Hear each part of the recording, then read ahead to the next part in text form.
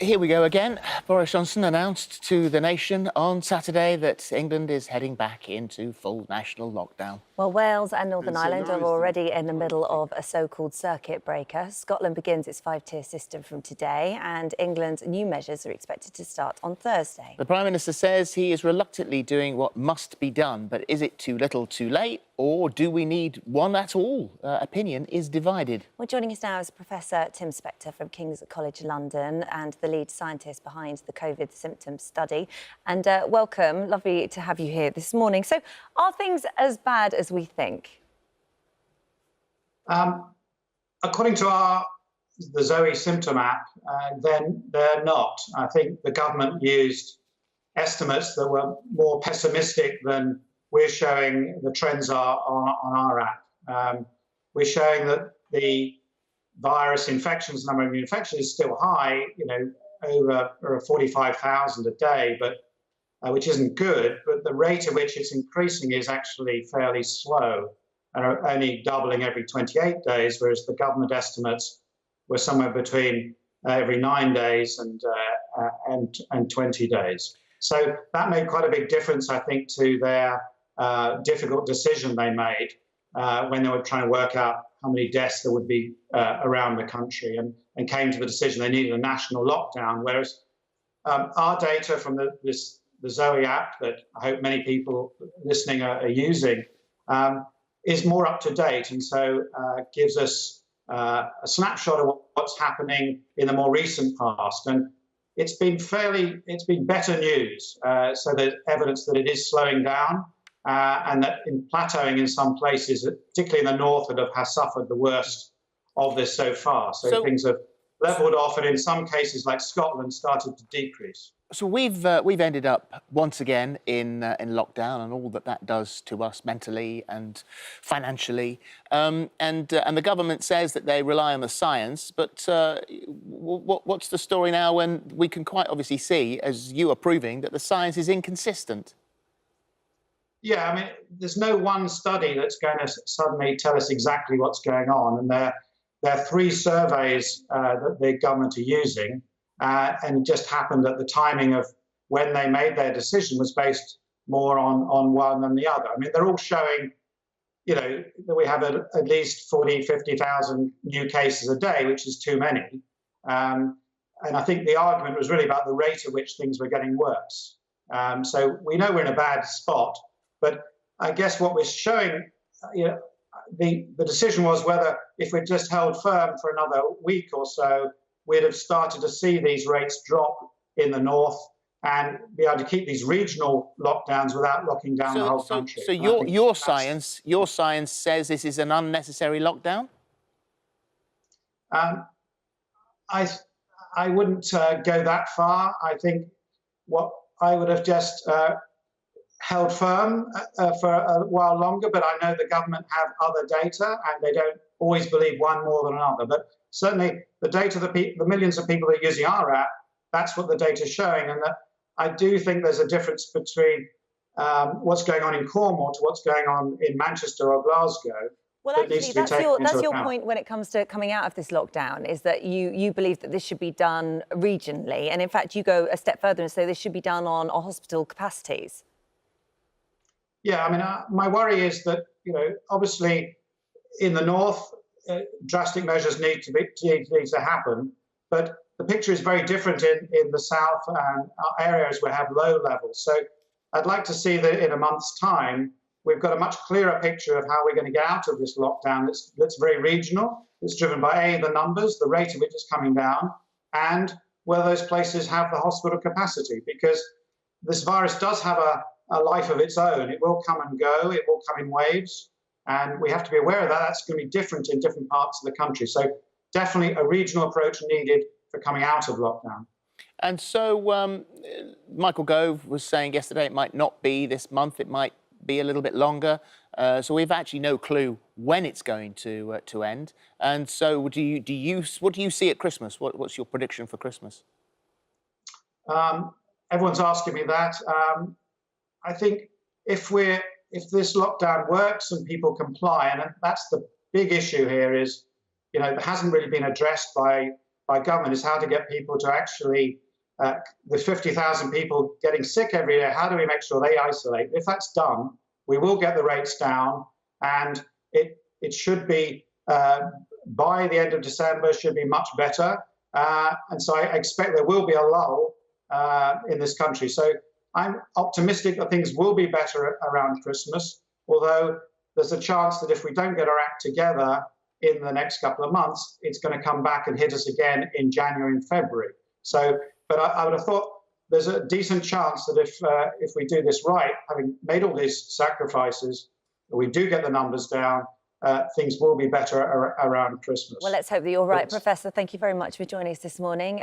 Piers Morgan and Matthew Wright here in the studio with us. So, Piers, I could see sort of shaking your head at parts of that there. What did you disagree with? I don't question the expertise of that professor. One of the problems is the scientists can't agree themselves about the threat here. What struck me about the government's very dramatic, sudden press conference was that all the modelling, they said, all the modelling was showing a rapid escalation in not only cases but hospitalisations and deaths, that it could be at least twice as bad as what happened in March, April, and some projections of up to 4,000 deaths a day if we didn't do something dramatic. Now, these are very scary numbers. This is a very dangerous virus. If you get it badly, you end up in hospital. You've got a very serious situation, and we're going to lose a lot of people. What worries me is not that we're locking down, but we left it too late again.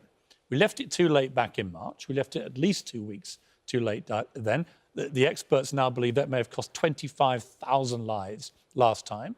And this time, we know the SAGE Advisory Committee to the government, their body of multiple experts, firmly recommended at the end of September, you should do a 2 to 3 week circuit breaker to get on top of this rapid rise in cases. Here we are now, the start of November, and we're still not locking down until Thursday. And yet, we've known for 6 weeks what the potential problem could be. Matthew, would you have locked us down 2 weeks ago? I'd say we've actually known for about 6 months, 7 months, what the potential problem could be. My issue with lockdown is that even according to the World Health Organization, lockdown should only be used as a sort of last resort where nations can get it together to work out how they're going to move forward. And that's, broadly speaking, test and trace and self-isolation. To this date, we still don't have human behavioural experts on SAGE. There is a growing sense of dissent, I think. I mean, yesterday in the park, walking around, no one was social distancing. People are wearing masks. My cousin went to a very large, well-known London toy store and with his family and walked out because nobody was wearing masks, nobody was social distancing. And now, there's a breakdown in trust in the government, which is very serious, because we have to take this very seriously. One of my issues is what the professor was saying. I think we are at a pivotal moment again. I felt this very strongly at the second week of March when we had the Cheltenham Festival and we had the football matches and so on. I thought that was completely crazy.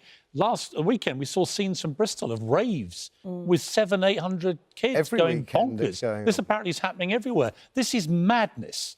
Either we're in this together to get on top of this virus, or we're not. But, Piers, isn't there going to be a moment now? And you begin to. Emma Kenny's going to talk to us in a moment, and she is one of those people who is saying, enough is enough.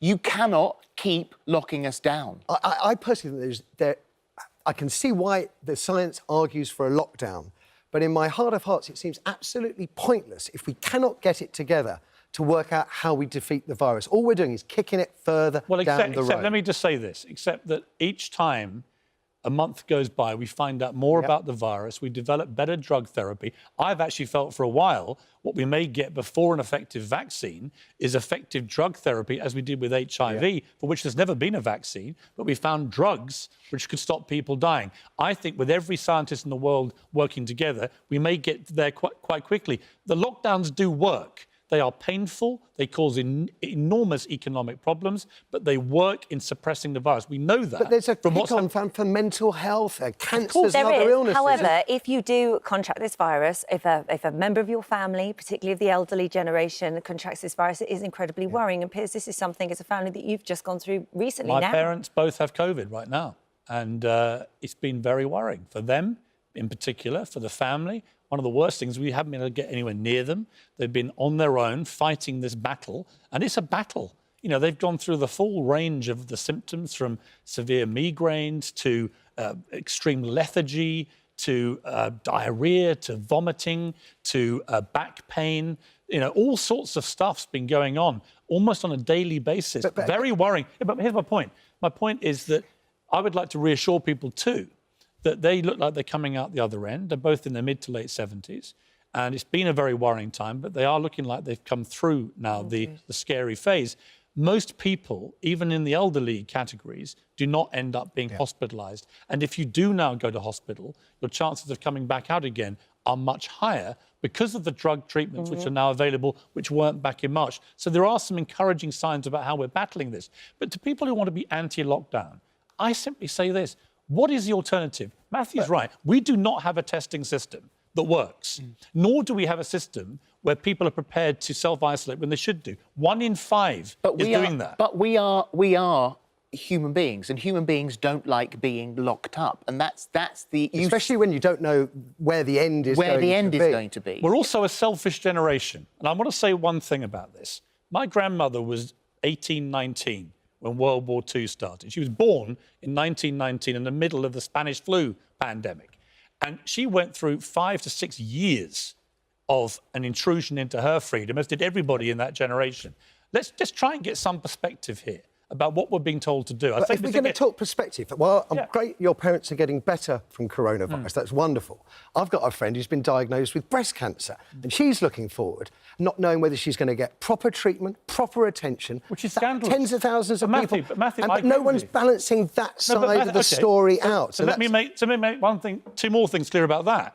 It was a total disgrace that in the first wave of this, our government did not ensure that those who have non-COVID disease didn't get treated. It was also a disgrace that even though they did this big furlough scheme, which was very effective for big companies, it didn't help the 2 to 3 million self-employed people who didn't qualify. And I'm worried about them this time. This government's now had 6 months to prepare for a second wave we've all known as coming. And they have got to protect people with other diseases and the self-employed who they didn't protect last time. It is their fundamental duty as a government. Final word on this, because I do want to just bounce... we've got some breaking news, so I just want to bounce that off you in a second. Personally speaking, I could deal with lockdown better if I knew there was a clear end date. If they told me it was the end of January, I'd prefer that to maybe the end of November, maybe in the middle of December, maybe we'll get a couple of weeks off. That's just too much. But you can't, because you can't control what the virus is going to do. All we can do is buy ourselves time. At the moment, the rates of infection are rocketing. This will be followed, already will be followed, whatever happens, by a rise in hospitalisations and deaths.